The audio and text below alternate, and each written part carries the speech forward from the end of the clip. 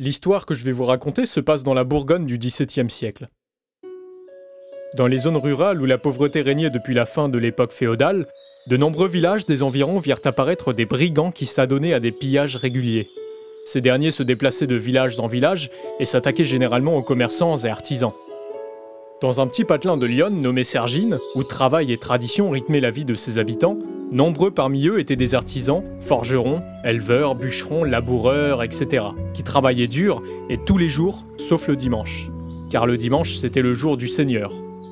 Lors d'un matin d'été, le 6 août de l'an 1640, les commerçants du bourg qui passaient plus de temps dehors que chez eux entendirent des cris de guerre et des gémissements derrière la porte du village.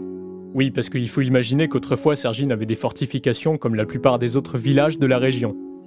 Alors il s'agissait bien évidemment de ces fameux brigands qui venaient pour tout piller, une bonne troupe d'hommes équipés d'épées, d'arbalètes et de chevaux, dont le chef était un certain Verdelais. Les villageois étaient habitués à ce genre d'événements qui arrivaient régulièrement depuis des siècles, et comme ils étaient courageux et qu'ils savaient se battre, ils ont tout de suite fait de la résistance. Ils ont d'abord commencé par prendre les armes et leur bloquer l'accès. Faut imaginer qu'à l'époque, il y avait des remparts et des portes qui recouvraient tout le village. Pas comme aujourd'hui, là, avec les champs partout et les routes en béton. Enfin, excusez-moi, je passe pour un énorme réac, là. D'ailleurs, à l'époque, c'était pas si simple de s'y rendre à Sergines. C'était pas les mêmes routes, c'était la voie romaine, et c'était en plein dans la forêt. Bref, les brigands étaient quand même bien armés, pas mal expérimentés, parce qu'en plus, ça faisait depuis un moment qu'ils mettaient la misère aux autres villages. Franchement, il y avait de quoi être effrayé. Les gars, ils avaient les moyens de foutre le feu partout et de ravager tout le village. Imaginez-vous un instant dans la peau d'un paysan sergino qui jusque-là labourait sa terre, comme d'habitude, et qui voit tout d'un coup une horde de bandits menaçants prêts à rayer le village de la carte.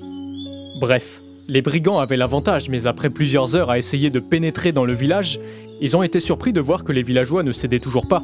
Les portes étaient bien solides, et les résistants tenaient bon. Alors ce qu'ils ont fait, c'est qu'ils se sont arrêtés, ils n'ont pas abandonné, mais ils ont fait une pause, et là ils ont écouté leur chef.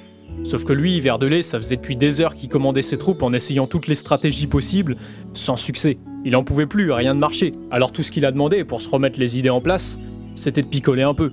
Et au moment où son serviteur lui apporte à boire, et qui s'apprête à prendre une première gorgée, il y a un mec, venu de nulle part, un laboureur du hameau de Boué qui dépend de Sergines qui débarque avec son arc. Alors petite parenthèse, je viens casser le délire, mais en vrai c'était un mousquet qu'il avait. Comme dans le village à l'époque c'était interdit d'en posséder, on a raconté que c'était un arc. Après, moi perso, je trouve que c'est beaucoup plus classe comme ça, donc ça me dérange absolument pas. Bref, ce mec il s'appelle Blaise Rigaud, il est là, habillé en chemise ouverte et en culotte, debout face au pont Vergus en train de voir une troupe de brigands et son chef Verdelais qui s'apprête à boire son premier verre de vin. Donc là, je l'imagine vraiment en mode tireur d'élite. Et c'est là que, sous le regard des villageois, il prend son arc, vise et tire sa première flèche.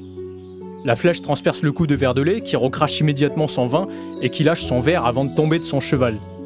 Effrayés et étonnés par l'habileté de cet archer qui vient d'abattre leur chef, les brigands prirent tous la fuite en direction d'un autre village et laissèrent aux villageois tout leur butin. Blaise Rigaud vient de sauver Sergines et triomphe littéralement dans le village. Chaque année, une fête lui rend hommage, ça durera jusqu'à la Révolution, et pour se rappeler de ce jour mémorable, une statue de lui est faite. Et aujourd'hui, on peut toujours la voir sur la place de l'hôtel de ville.